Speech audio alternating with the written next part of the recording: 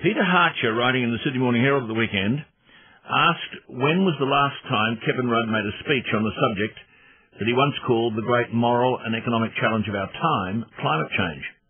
Harcher answered his own question 6 months ago. Harcher wrote, Rudd's promise to act on global warming was one of the central campaign pledges that carried him to the Prime Ministership in 2007. It's a mandate issue for him. He went on, yet he's not made any serious effort to argue his case for 6 months. He's not truly set out to lead public opinion on the issue for half a year. His last speech on the subject was on April the 16th, and Harcher went on to make the point that there's plenty about the climate change issue about which Australians know nothing. Well, we've been told nothing.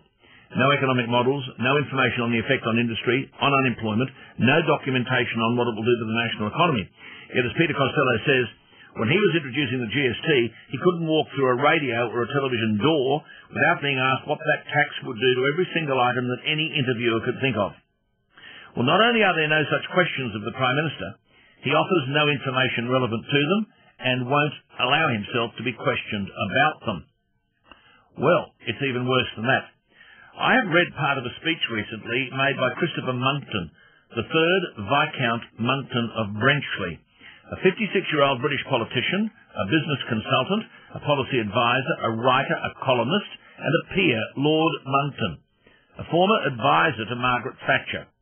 He too has attracted controversy for his public opposition to mainstream scientific consensus, or that's what it's called, on global warming.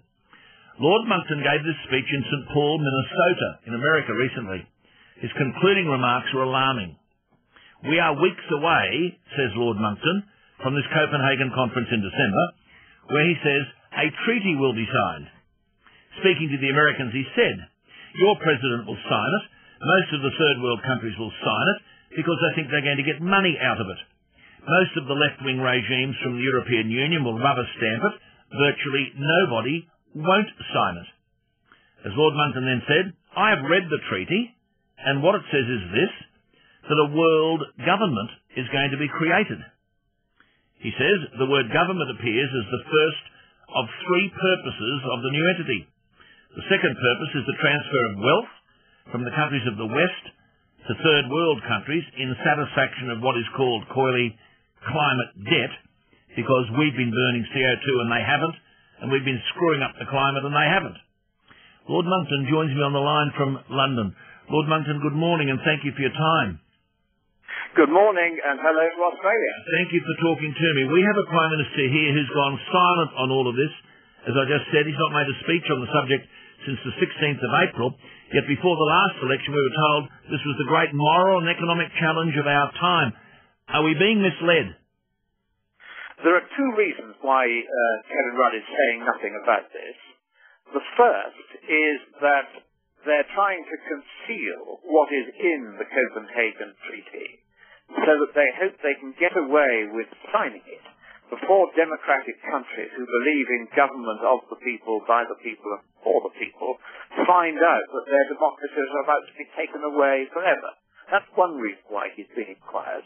Because he and the rest of the political class internationally have decided they would quite like to have a government that isn't democratic, running everything from the centre of the world. And the way they're going to do it, you'll find that in the 200 very diffuse and rambling pages of this draft treaty, the words democracy, election, ballot, or vote do not occur even once. This is to be a communist dictatorship, not a democracy, this new world government. So that's one reason why he's being quiet about it. The other reason why he's being quiet about it is that his own scientists are telling him that the science behind global warming has now finally collapsed.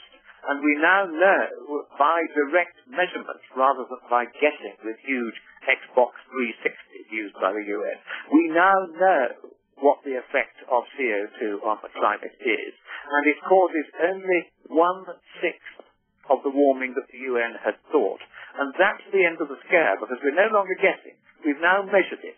We thought we couldn't, but a very brilliant scientist called Professor Richard Lindzen of MIT found a way to measure it by using a satellite that was measuring outgoing radiation from the Earth's surface. As you know, the whole story is about the radiation being trapped down here by greenhouse gases and the radiation, therefore, staying down here and causing warming. What is actually happening, and this has been very carefully measured now in a meticulous paper by Linton and his colleague Choi, just published, is that the radiation is getting out to space just as much as it always did, or very nearly so, and therefore it isn't staying down here to cause warming. That's why this paper is so fundamental, and that's why it brings the debate to an end. Of course, it follows several previous papers that came to a similar conclusion. I published one a year ago using theoretical methods, saying that there would be less than 1 Celsius degree of warming for a doubling of CO2 concentration expected this century. And the two editors of the journal in which I published this were both sacked for printing it.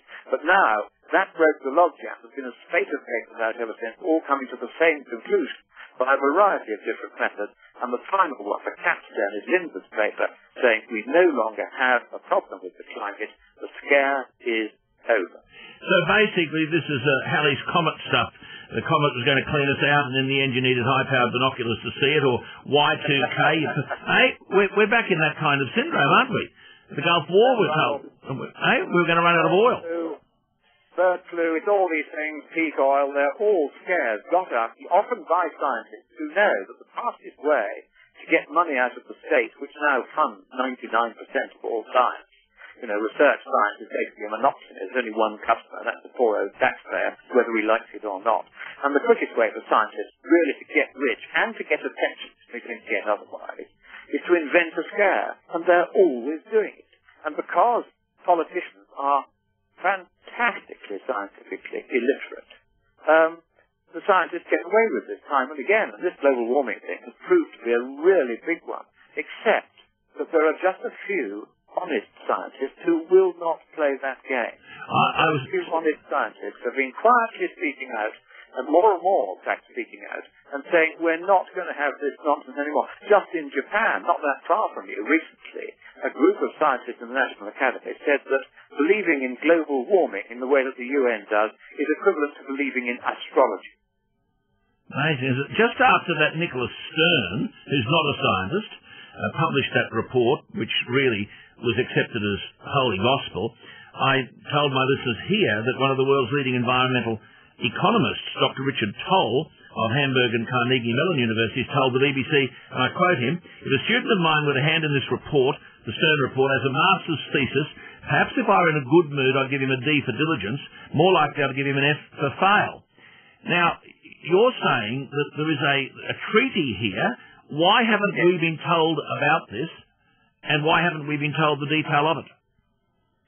Because they've kept it secret in the usual way that they do. You have to go to a very, very obscure UN website and hack your way through several layers of complication before you find a document that isn't even called the draft treaty. It's called a note by the Secretariat. And a very kind friend of mine found this by spending a lot of time trying to track it down and sent it to me. And the moment I saw it, I went public and said, look, this is an outrage that they've kept the sheer scope of this treaty quiet. Let me tell you some of the things that are in the treaty. Not only is the word government, as you kindly said in that wonderful introduction, explicitly mentioned in the treaty. That's the first time I've ever seen any transnational treaty referring to a new body to be set up under that treaty as a government. I've never seen the word used in that way before. But it's the powers that are going to be given to this entirely unelected, communistic government